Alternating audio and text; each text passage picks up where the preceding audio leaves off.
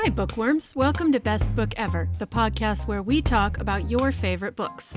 I'm your host, Julie Strauss, and my guest today is one of my favorite writers, Libbie Hawker. Libbie is the best-selling author of historical and literary fiction. Her most recent novel is One for the Blackbird, One for the Crow, set in Wyoming in the 1870s. She also wrote the popular how-to guide for authors called Take Off Your Pants, Outline Your Books for Better, Faster Writing. She lives in the San Juan Islands of Washington State, where she spends her free time gardening. You can follow her book reviews, short essay series, and poetry on her blog at libbieslist.com. Bookworms, I never would have picked up today's book on my own. Not in a million years.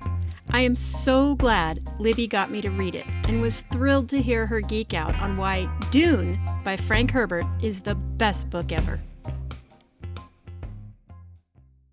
Bookworms, for only $5 a month, you can join my Patreon and get access to all kinds of goodness, including bonus clips with all of my guests, advance access to the books we read, monthly book club menus, and more. Not only that, but for the entire month of September 2020, I'm sending a Best Book Ever face mask to all new patrons. And by the way, I get it. Masks are super annoying. They make you feel claustrophobic and itchy. But you and I have a whole lot of books to read, and if we get sick, we won't be able to talk about them. And talking about books is one of the great pleasures of life. So please, wear a mask. The one I'll send you when you become a patron is soft and light. I've been wearing my own for over a month now, and I really like it, as much as we can like anything pandemic-related.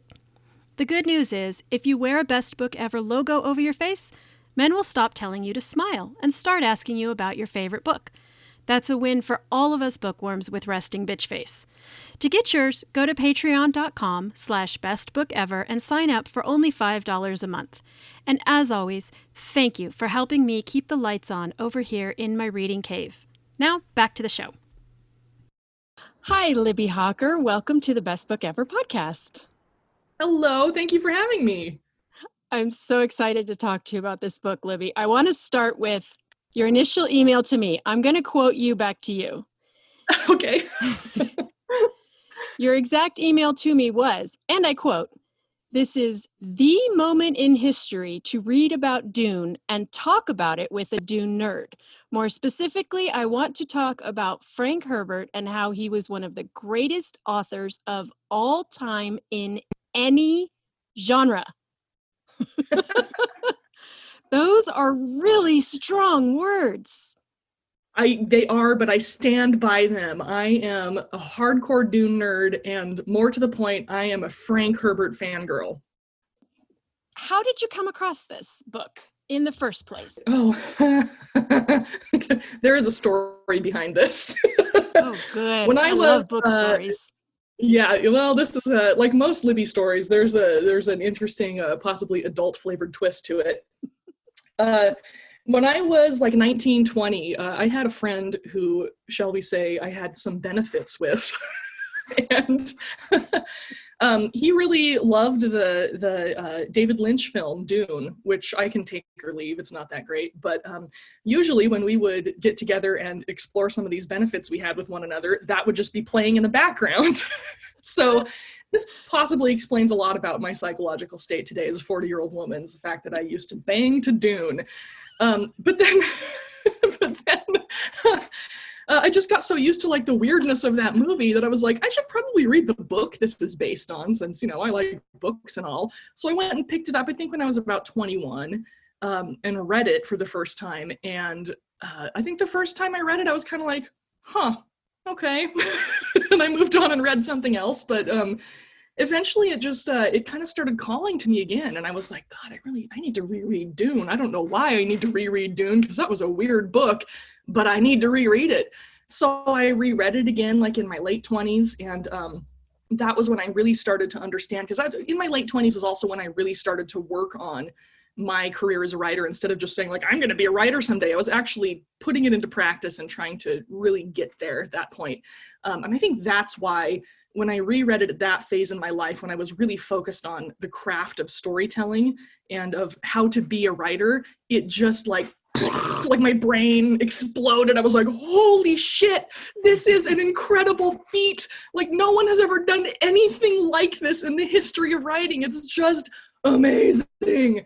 And I became totally obsessed with it. And a couple years later, I started dating my now husband, Paul, and he spent the first year and a half mainly of our relationship. He got deployed. He was in the military and was deployed for a little over a year during the first 18 months of our relationship. When he came back, I thought, yeah, I'd already been divorced once, right? So I was like, do I really want to invest time in this relationship? And I thought, you know what would be a good way to know if I can deal with this man for the rest of my life? I'm going to go on a road trip with him and make him listen to the audiobook of Dune and see how he reacts. So that's what we did. I trapped Paul in my Hyundai for a couple of weeks, and we drove around to 9 different national parks, and we camped. And the whole time we were driving around, we listened to the audiobook version of Dune. And at the end of it, I was like, so what'd you think? And he was like, it's pretty good. I liked it. And I was like, all right, we should get married. So was the test if he liked it or if he could just tolerate it for the road trip? Did he have to actually like it? No, he didn't have to actually like it. No one has to actually like Dune, but they have to be able to go, that was interesting. And then I know I can get along with them. Got it. Which was definitely my reaction. And as I started, because the first thing when I finished it, I went online and I went, why do people like Dune? That was the question I put into Google. Probably a very commonly Googled question. I will tell you, there were a million answers to that. And most of them said, it's hard to get on the first reading. Yes. That on the first reading, you might go, that was kind of a fun story, but you don't get the intensity of it or the depth of it. Yeah, definitely. I mean, that's my own experience with it, and the experience I've had with, friends who I've recommended, you should read Dune. And invariably, I think maybe one person who's been like, that was great on the first reading. But most of them are like, okay, it's interesting in a weird way. It's kind of dense and slow and hard to figure out what the hell's going on, but it's interesting. And then if they do reread it a second time, that's when I start to find my fellow Dune nerds where they're like, oh my God. Why don't you give a, I like to say brief summary, but that is impossible. But why don't you give a brief summary, as brief as possible, of this for our listeners who have maybe not read it? Yeah, it's kind of hard to explain what Dune is about because it's about so many things all at once. And honestly, what it's about tends to kind of shift over the decades as different societal and political issues take center stage. So you can kind of interpret Dune in a variety of ways to sort of find thematic meaning within the story, which I think is one of the things that makes it so unique in American literature. But in very general, superficial terms, Dune is about a political struggle for control of this substance known as spice. And the story is set 10,000 years into humanity's future, long after we've colonized other star systems. So the technology they're dealing with in that setting in the Dune universe is about as far removed from where we are today as Paleolithic humans are removed from us. So that's how advanced and different this fictional universe is, right? So in this super distant future, spice is this critical asset because it allows humanity to travel between star systems without regard for the limitations of light speed. So these huge important economies and political systems are all built around interstellar commerce that is solely enabled by this one substance called spice, and nothing else can achieve that interstellar commerce at the speed and efficiency that it currently exists. So obviously, spice is analogous to fossil fuels in our current setup, right? I mean, that's pretty clear to, I think, anybody who reads the book even the first time. You're like, oh, I get it. It's a metaphor for oil. Now, spice is only found on this one single colonized planet in the whole known universe. The planet's called Arrakis, but it's nicknamed Dune, which is where the title comes from. No one really knows what the hell spice even is at first, but they know it only exists on Arrakis, and all attempts to manufacture it elsewhere have failed. So basically, whoever controls the planet of Arrakis controls the entire known universe for all intents and purposes. So that's the setup for the story, and then the plot line centers around these struggles among various noble houses, but two in particular, the Atreides and the Harkonnens, and they're trying to take and maintain control of Arrakis. So that's kind of That's the Cliff Notes version of, of the plot, such as it is. I would have told the summary so differently. And I bet every person you asked would summarize it differently depending on what they grabbed onto. I think they would. What is your summary of Dune? I'm curious. I thought it was a big battle of religion. Yeah, I think it's that too. Yeah. It's all of the above. I mean, it's right. Can I nerd out on you more a little bit here? Please. So there's so much more to the story than just a simple tale about political infighting or religious fighting or control of resources.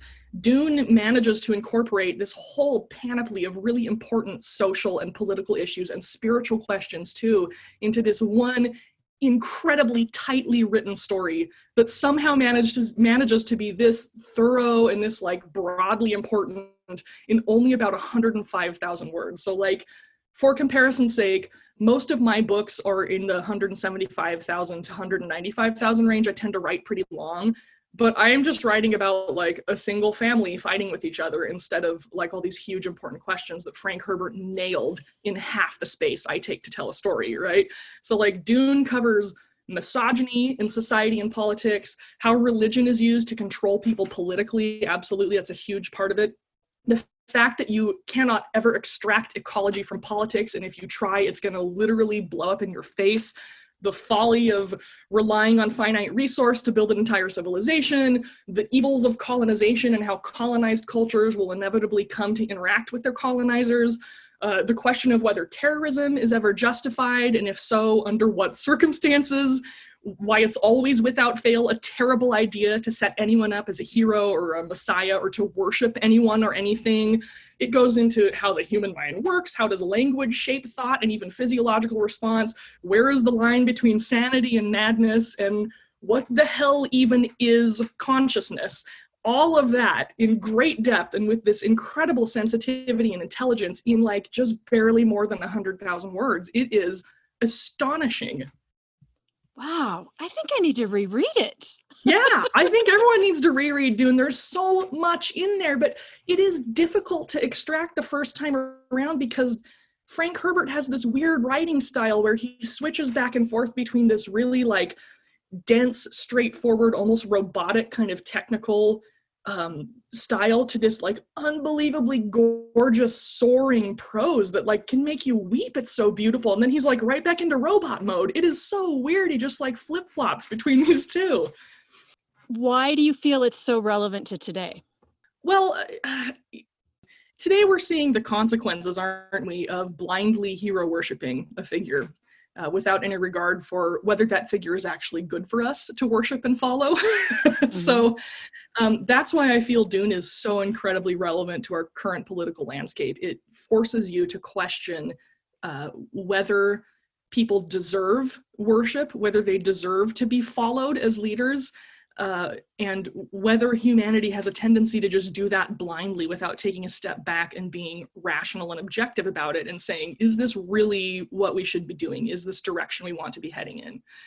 So that's why I think it has so much resonance to this political moment right now. It deals with that idea very strongly. And actually, as you get further along into the series, which I don't recommend unless you really love the first book a lot, that idea gets explored in greater depth. So you kind of come to see the first book, Dune, as kind of a setup for this broader, this more expansive exploration of, first of all, the nature of consciousness, and second, the nature of religion as it relates to humanity's tendency or need to worship something. Yeah, like I said, that was really what I latched onto as I was reading it. And because you had set me up with this is the time to read it, I kept thinking about the role religion is currently playing in our political system here in America. Yes. Yep. And how terrifying and dangerous it is. And so that was the aspect that I really latched onto in this book, is how religion is weaponized. Yes, and very, very intentionally weaponized and planned to be weaponized over the course of a lot of time. Because, of course, for those who haven't read Dune, there's this whole kind of class of people in it, I guess you could say, called the Bene Gesserit, which is this like ancient order of kind of a mishmash of nuns and warriors and witches all smushed into one. It's all these women, and their order has existed for, thousands of years with the express purpose and goal of seeding religious manipulation on all these different planets, so that at a later date, when it suits their purposes, they can swoop in and pull these little lines they've kind of set up, these little puppet strings, and manipulate entire populations into doing their bidding via religion. So that's like one aspect of the book. And yeah, it rings true right now in 2020. I really liked that I couldn't tell in reading this what the author's particular bias was. Because as I started reading it, I went, oh, he's a Catholic, obviously. And then I would go, oh, no, he's not. No. What is this guy? Is he an atheist? Is this an and I couldn't figure it out. And I really, really like that about him, is that you weren't reading an obvious bias. You had to really get to the entire story to get to what he was saying about the weaponizing of religion. And then I was not at all surprised when I read about him that he was raised Catholic, but then became a Zen Buddhist at the last part of his life, which neither of those facts surprised me at all. Yeah, he was fascinating. And during the time he was working on kind of the world building for Dune in the 60s and writing it, he got really into the kind of new age movement, which of course at that time included a lot of use of psychedelics. And he became very, very interested in peyote specifically. So to anybody who has some experience with psychedelics, not that I do, of course, because that would be illegal. There is a lot of stuff, not only in the first book in Dune, but especially in the later books the later books basically just become about the effect of DMT on the human consciousness. Like, those books are about tripping. Really? And you see a little bit of it. Yeah, you see a little bit of it in Dune, like in the last third or so of the book, like when Paul has to go change the water of life. That is basically a trip. Not that I know. I've heard. It'll be interesting to see how the reception of this book and the following books continues as the discussion of microdosing becomes more mainstream for various mental health reasons. Yeah. I mean, it's really becoming a very legitimate conversation. It's not quite as fringe, I guess I should say. Yeah, it's getting there. Yeah. How many of the books have you read in the Dune universe? I've read all 6. I've read all 6 that are written by Frank Herbert. So Dune through God Emperor of Dune. I won't read the ones that were written by his son. Why? They are no bueno. they're just they're not good in my. I've tried to read one of them, and I've heard from a lot of my friends who are similarly big, huge Dune nerds that have tried to read them. They're like, don't bother, don't go there. So Brian Herbert, Frank Herbert's son, teamed up with Kevin Anderson to kind of franchise Dune. So they're just like, I don't know, like 15 or 20 other books written by Brian Herbert and Kevin Anderson, and they just have a very different tone. They're much more like commercial science fiction, which is more accessible, and so some readers find them a lot more enjoyable, like a more interesting way to explore that world. But because they're written by different authors, and no one in the world has a brain like Frank Herbert ever had, they just can't do the same things that Dune and those 5 sequels in the original series can do. So they're just different stories, which just aren't up my alley. So yeah. Yeah. So once it was commodified, it didn't have the depth to it that you had grown to love so much. Right. And it didn't have all the context in it that I get out of it that makes it so interesting and makes me so passionate about it, is all those thematic contexts in it that I find so intriguing and so meaningful. So yeah, when it just becomes just a standard, space adventure story, I'm like, meh, I'm out. Yeah. And that was what I was expecting as well. And so I've never understood the devotion to this book, because I always just thought, it's another Star Wars, right? I mean, it was sort of the same thing. And so I was very surprised to find so many other interwoven themes. Yeah, Star Wars is basically a direct ripoff of Dune. And there are actually a couple other popular sci-fi and fantasy series that have tons and tons of fans that are very clear. Like if you've ever read Dune, you go and try to read this other stuff and you're like, oh, this is just an egregious ripoff, an obvious ripoff of Dune. Like Wheel of Time, it's just Dune set in a fantasy universe. Told you I was a nerd. I love it. I love it so much. So, but back to the religion question, because I like I said, I really did fixate on this. Is part of what attracted you to this your own religious upbringing? And the only reason I ask that is because I know from following you on social media that you are currently working on a book about the history, a historical fiction about the founding of Mormonism. And is that correct? Yeah, I finished it and I sold it. So it's coming out sometime between fall of 2021 and early winter of 2022. We don't have an exact release date yet, but yes. And you have a background in Mormonism. Yes, I was raised very, very Mormon in a very, very Mormon family that has like super deep roots in their religion all the way back to its founding. So yeah, I grew up hardcore Mormon. So you're very familiar with a very doctrinal religion, which I can't help but think that is part of what made you get this so quickly. And I have a Catholic background and I had the same reaction. Oh, this is this very heavily doctrinal, primarily male-led. So I was very fascinated by how do you say it? Bene Gesserit women? How did you say that? Yep, yeah, Bene Gesserit. That's right. Bene Gesserit. Yeah, so I was very fascinated by it, by the weaponization of the women and by the top-down religious doctrine of this entire book. Yeah. That's probably a big part of why I was drawn to it. I mean, obviously, I'm no longer Mormon, but it still is so much a part of me that I'm like writing novels about it, you know? By the way, I've written other Mormon books too before, and I am working on another right now. So it's like, it's still a theme I return to, even though I no longer believe in the religion or live the religion or anything like that. It still is in my psyche and probably always will be. And so, yeah, that's probably honestly part of the reason why I'm so drawn to Dune. Which of your other books are Mormon, about Mormons? I have one called Baptism for the Dead, which was actually the second novel I ever wrote. And that's been out since about 2013. So it's one of my older books. I have a book coming out from Lake Union, one of my current publishers. That's going to be August of 2021. That's about like a more contemporary, like 1970s Mormon family, and it's just kind of a family drama.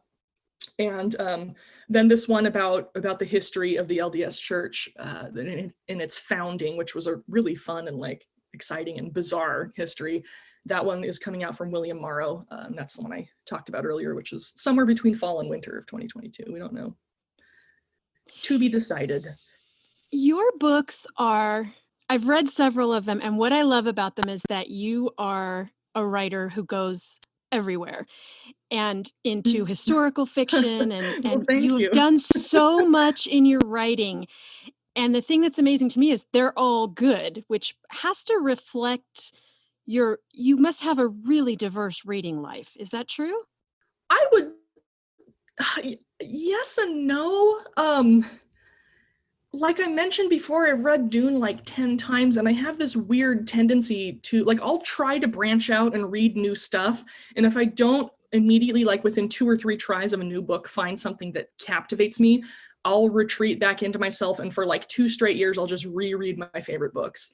And I don't know, like I was diagnosed with generalized anxiety disorder at a pretty young age. And that sort of revisiting familiar things can be a symptom of that disorder. It's also a symptom of autism. And I don't know, I've never been diagnosed. I've never sought a diagnosis. I might be kind of a little bit autistic, like a tiny bit. So I do try to read broadly. But if I don't have a hit, I spaz out and I just revert, where I'll just like reread all of L.M. Montgomery's books and Watership Down and everything by Vladimir Nabokov and everything by Hilary Mantel for like 24 months. And then I've like recharged my familiarity banks. And Dune, I always reread Dune during those periods too. And then I'll try again. So I do kind of read broadly, and I also don't.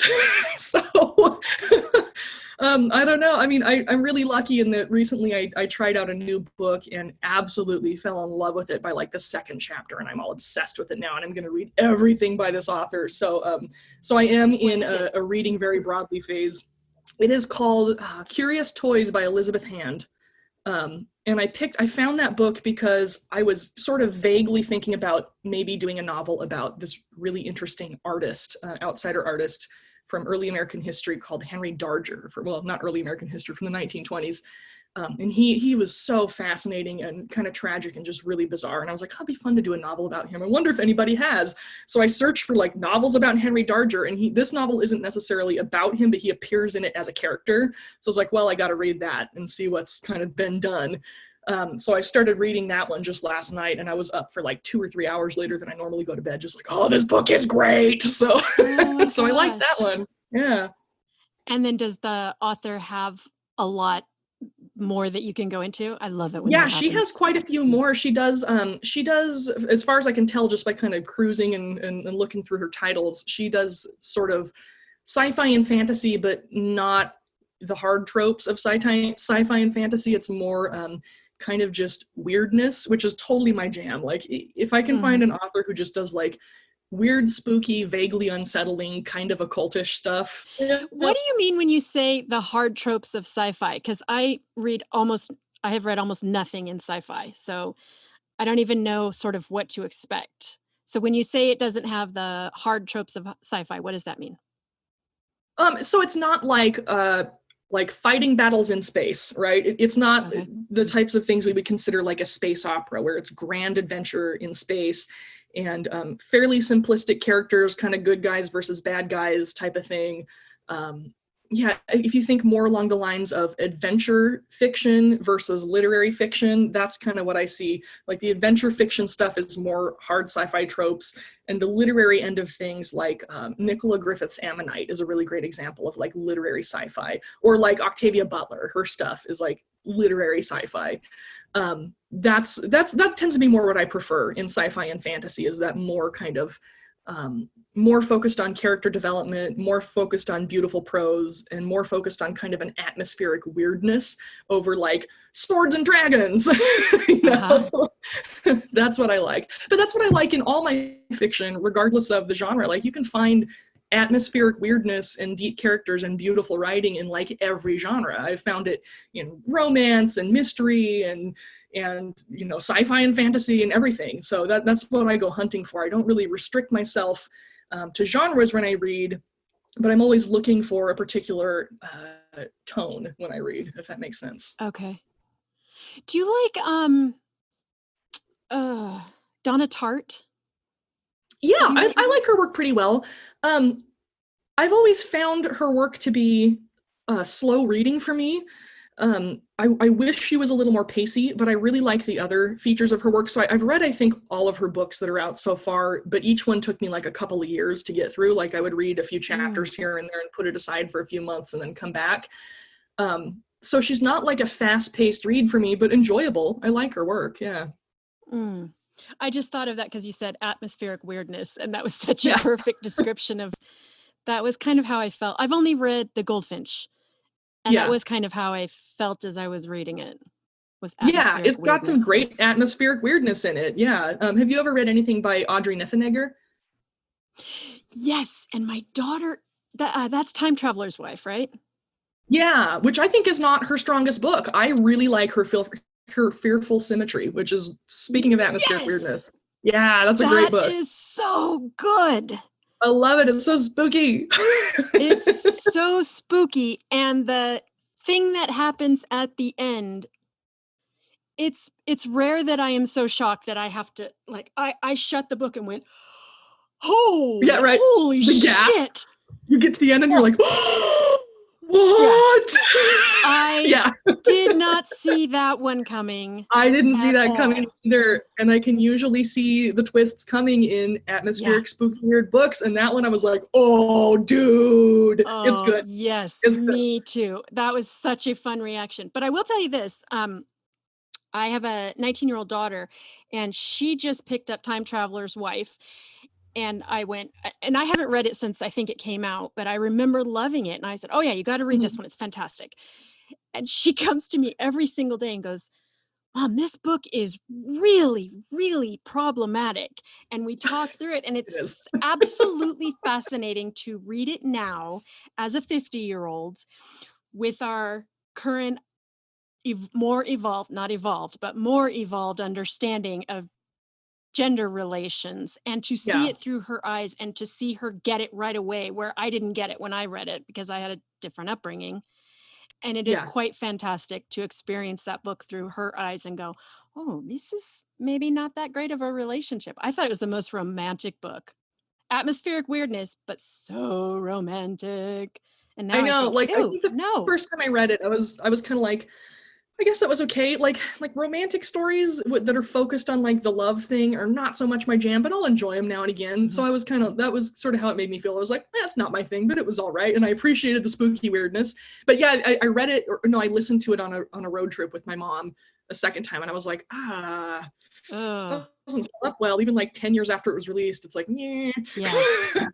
So yeah, it just got published at an unfortunate time. I think if it had been published like 20 years sooner, it would have had a longer shelf life. Yes.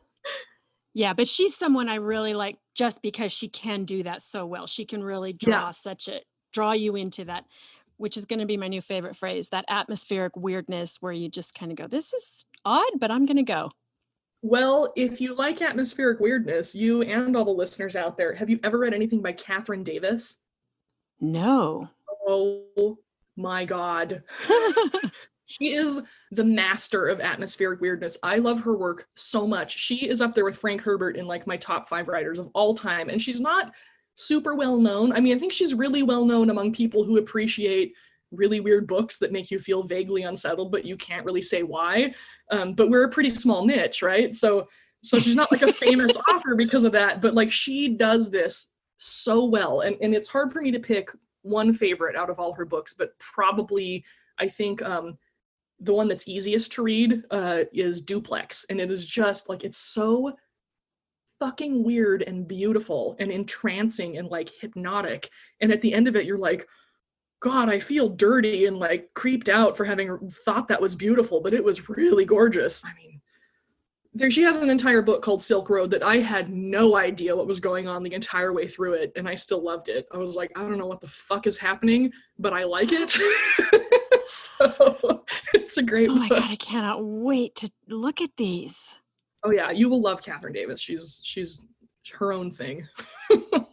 So they're not on my radar at all, so they must be not particularly well known.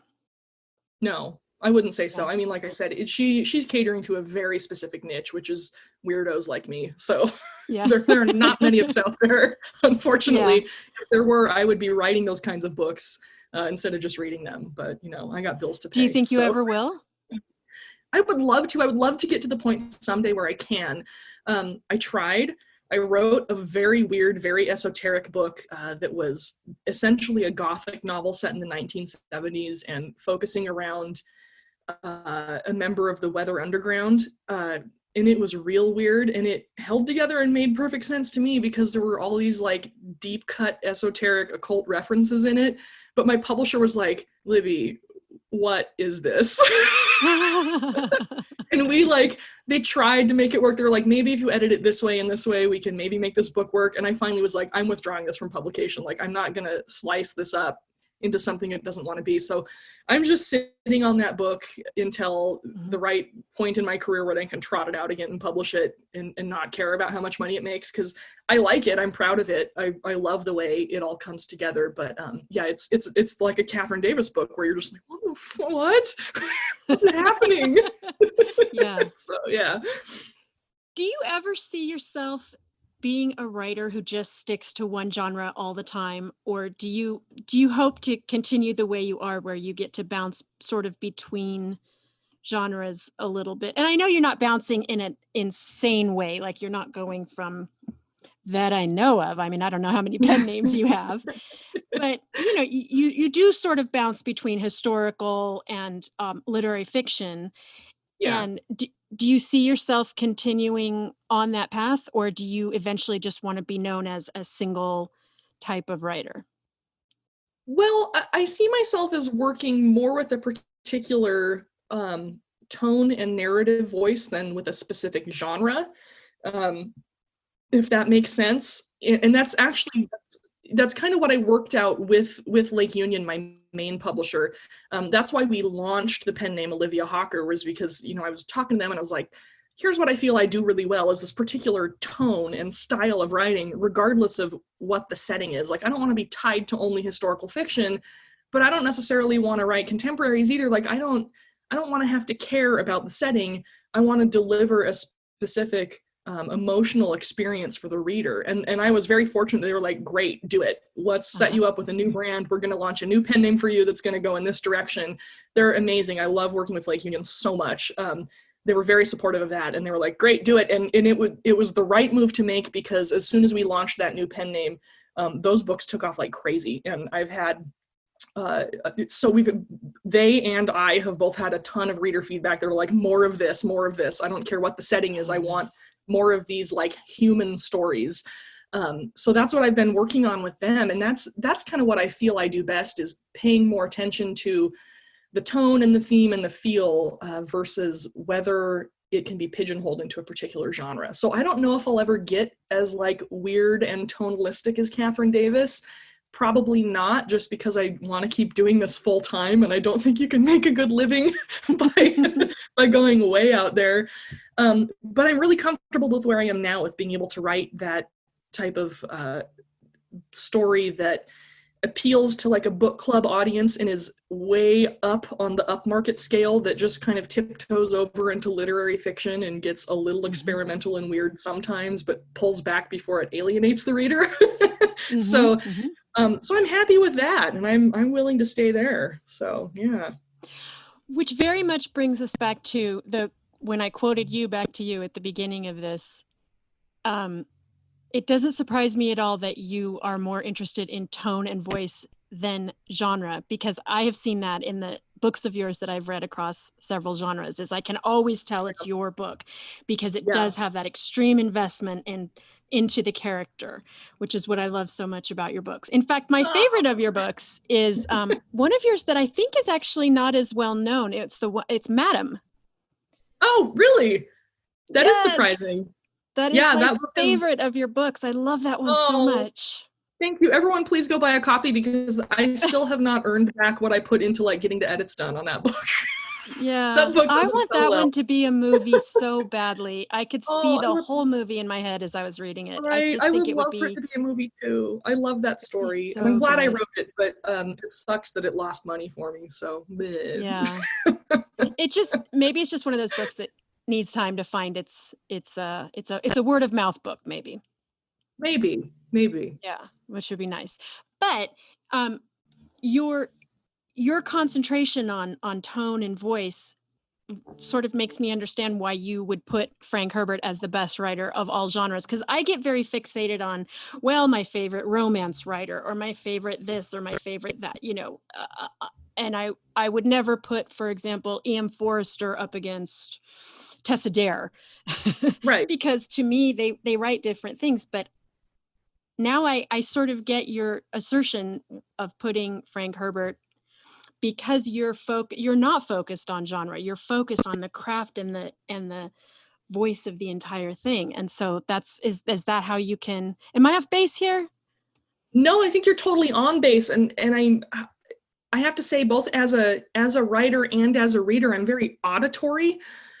Which takes me back to my suspicion that I might be a tiny bit autistic, because I have a very difficult time processing sound. Like, I am hypersensitive to sound to a degree that when I lived in a city and I could never escape from constant noise, I had extreme struggle with mental health. It was terrible. So now I live in a very isolated rural location where it's silent most of the time, and I'm doing great. But yeah, I'm very, very fixated in my writing and in my reading on the way words sound together. So like, I'm one of those people, like when I'm reading, I'm actually reciting the words in my head. I'm hearing them inside my brain, right? And Yeah, Frank Herbert is one of those authors where there is, when he kicks into his sort of literary mode with his narration and he moves away from his like robot mode, it is musical. Like everything works together in this incredibly balanced rhythmic way. He has he pays real close attention to the way words sound together, and it's just very pleasant and beautiful to read. Mm-hmm. But yeah, that is a big focus for me, is the actual, like the auditory qualities of a piece of writing, like what it sounds like in my head or when it's read aloud, how the words work together, whether they clash or not, whether a sentence is balanced, whether a paragraph is balanced. These are all things that my brain is like constantly fixating on, and I can't seem to turn off no matter how hard I try. So those are key features for me. Which is what makes you the writer that you are, obviously, then. Yeah, I feel that's true. I mean, my brain is a little weird and quirky, and it has given me a distinctive style as an author that, not everybody likes my writing style for sure. I see so many reviews that are like, the story was okay, but oh my God, it's so wordy. I'm like, yeah, fair dues, it is, because I'm not writing a story, I'm composing a sonic experience. that sounds really hoity-toity and like, oh, look at me, I'm so fancy, but like that is what my writing process is like, that I am putting sounds together to make like a texture. I'm not just telling a story, like I'm telling a story too, but my main concern when I sit down at my computer and when I pick up a book to read it is how it feels inside my brain. Does it cause me discomfort or comfort? Which is, I don't know. I guess unless you have a weird hypersensitivity to sound, maybe that's not something you can entirely understand, but it's like really important to me. It sounds almost like a form of synesthesia. Yeah, maybe it is. I don't know. Yeah. I don't really question it. I just go with it. Yeah. Yeah, because what a fantastic way to experience a book. Yeah, and sometimes very frustrating. Like I have been reading a particular book. I've read a couple of books recently that everyone else just loved and was so into. And I was like, I hate this. I cannot stand this book. And like I'll be trying to focus on what other people are finding so enjoyable about it. Oh, the characters are interesting. The scenario is unique, whatever. But I just like, it's grating to me. I'm reading and I'm just going, God, how can anyone stand this? It's just torture. And it has to come down to the way the author chooses words. Do they clash or are they melodious? Which is one of the reasons why I love Vladimir Nabokov so much. You guys recently did an episode on Lolita, which is another of my favorite books. And just the musicality of the way he used language is just astonishing. And he actually did have synesthesia. Like he's very upfront about that in his biography, his autobiography, that he has synesthesia and experienced words as visual patterns, as colors. And that was how he created his sentences in such a unique way, is that he saw them and he would make them either harmonious in color or disharmonious in color, depending on the mood he wanted to convey to the reader. So I don't know, maybe I'm doing the same thing, like, because there is like an internal feeling to me when sounds don't work right. It feels like someone's sandpapering the inside of my head. And sometimes that's what I want to do to the reader. Like if I want to make the reader uncomfortable with a passage, I will use sandpapery language. And when I want to make a reader relax and flow into it, it smooths out and it becomes, different word choices. So I don't know. I'm weird. My brain is funky. No, it's not weird. It's fascinating. I would give anything to be able to see inside your brain or Nabokov's brain and to be able to experience that way. I think it sounds fantastic. It probably sounds fantastic, but actually having this brain where you can't enjoy Mexican Gothic because the words clash and you're like, every time you try to read it. And everyone else is like, this book is great, I love it. And I'm like trying to get into it. I'm just like, no, I can't take another paragraph of this book, which it's well written. The book is fine. Like I understand why everyone loves it so much, but I can't read it. So that becomes difficult. And then I end up being like, Dune is great. It's the best book ever. And everyone else is like, what is wrong with you? This book is insane. I think you're in great company. I think that, legions of Dune fans, they can't all be wrong. And it certainly has its fans. Although I will say, the other thing I did is look up clips of the movie, the one that already exists. And I was very impressed by Kyle MacLachlan's hair. He has very pretty hair in the Yeah, movie. I was not expecting that. with some fancy hair. Are we looking forward to the new movie that's coming in Oh December? my God. I'm looking forward to it so much because there has not been a good Dune movie. Like, there's a whole history behind attempts to get Dune made into film, which that history in and of itself is unbelievably fascinating and also relevant to anybody who's in any kind of creative field. So like all writers need to learn about the history of Dune as movie. There is a documentary on Netflix called Jodorowsky's Dune.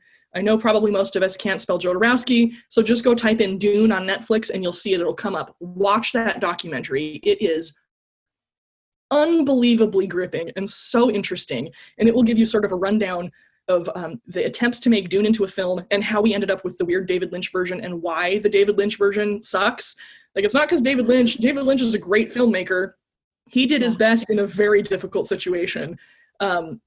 But yeah, I am so excited for Denis Villeneuve's interpretation because I am such a fan of his work.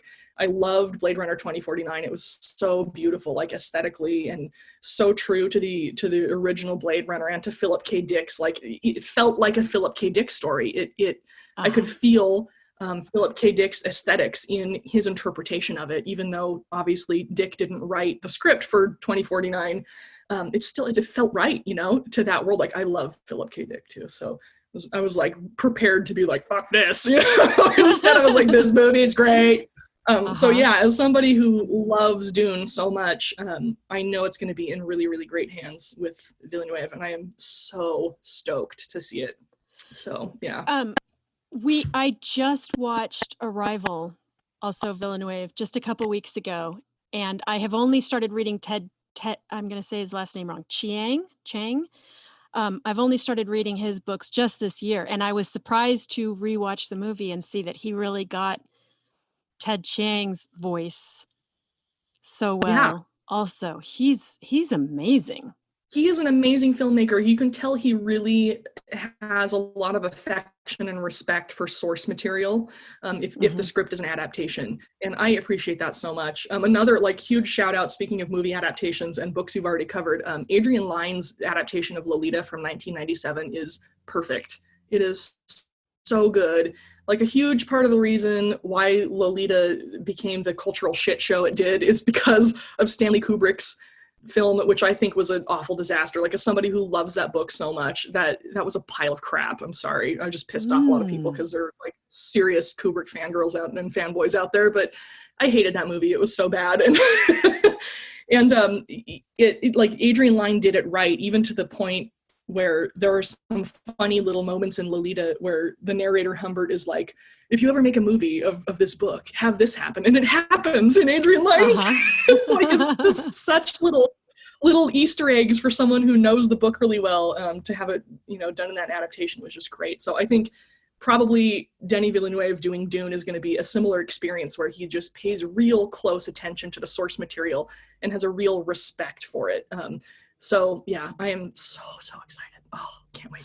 It almost makes me wonder if Villeneuve and a director like Adrian Lyne, if they experience a book in a way similar to the way you do, they clearly somehow see it differently than just a story coming at them in a linear fashion. The way you experience it as sound, a sound tapestry, and it makes me wonder. I mean, they must have some sort of extra access to it that they can convey it so well.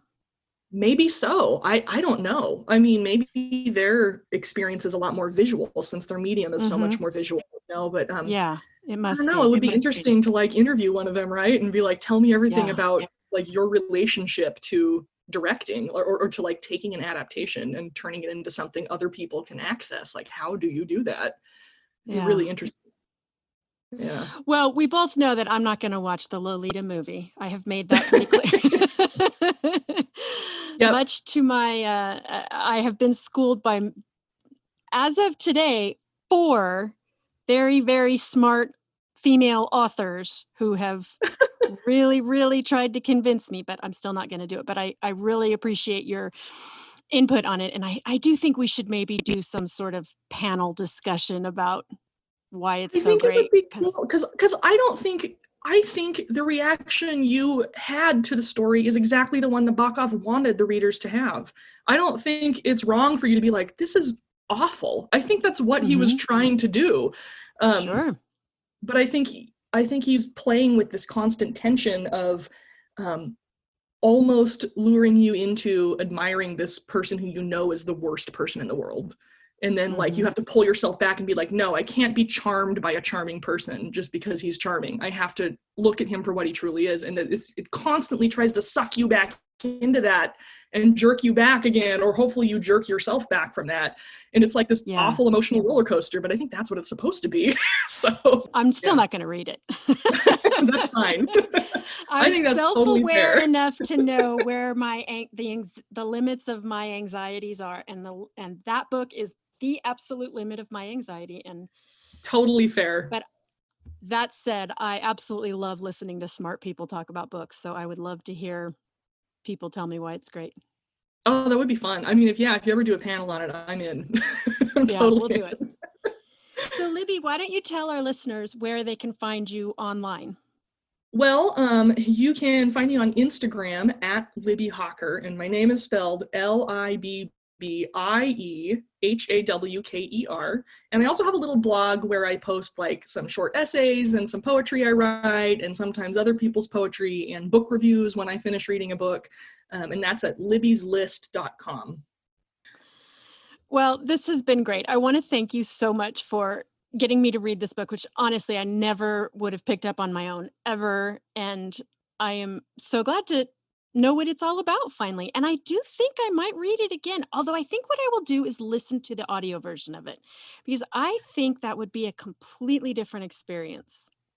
Yeah, I think you should listen to the audio version. And it's kind of an unusual audiobook too, where it's like partly narrated the traditional way and partly dramatized. So they have like different actors reading the dialogue parts. So it's kind of cool. Kind of fun. Yeah. Well, thank you. Thank you for bringing this book to my attention, and thank you for being here with me today. Oh, you're so welcome. It was so great. I'll come back anytime. Thanks for listening, book nerds. For more information on this episode and links to all the books we discussed, please go to our website, bestbookeverpodcast.com, or follow the podcast on Instagram at bestbookever. I'm your host, Julie Strauss, and you can find me everywhere as Julie Wrote a Book. If you enjoyed this podcast, please share it on social media and leave a review on whatever podcatcher you use. Reviews really help our visibility to new listeners, and we are grateful for everyone. Thanks for joining me today, and I will see you at the library.